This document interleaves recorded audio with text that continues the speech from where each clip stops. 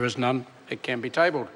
Question number 4, Melissa Lee. Thank you, Mr. Speaker. My question is to the Minister for Tertiary Education, Skills and Employment and asks, how is the government helping students make more informed tertiary study decisions?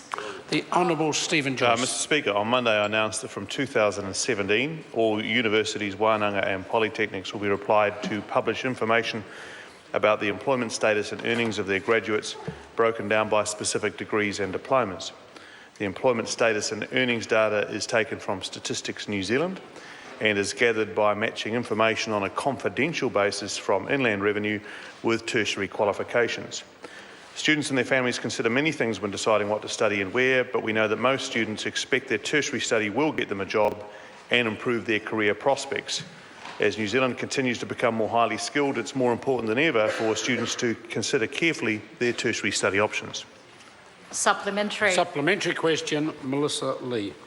To the Minister, how will the information help students make better decisions? The Honourable Stephen Joyce. Well, Mr. Speaker, students have been able to compare earnings by qualification and field of study at a national level since 2013. From 2017, they'll be able to compare graduates' employment status and earnings by provider as well. This will let students see if employers prefer graduates from particular providers and compare what and where to study to improve their employment prospects. That information helps ensure the skills people develop in tertiary education are matched to the labour market needs. And tertiary education providers are increasingly working with industry to ensure this happens, and this information will help them do that. Supplementary question, Melissa Lee.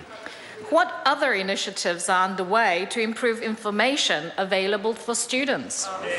The Honourable Stephen Joyce. Well, Mr. Speaker, we have taken a number of steps to provide students with more and better information to help them with their study decisions.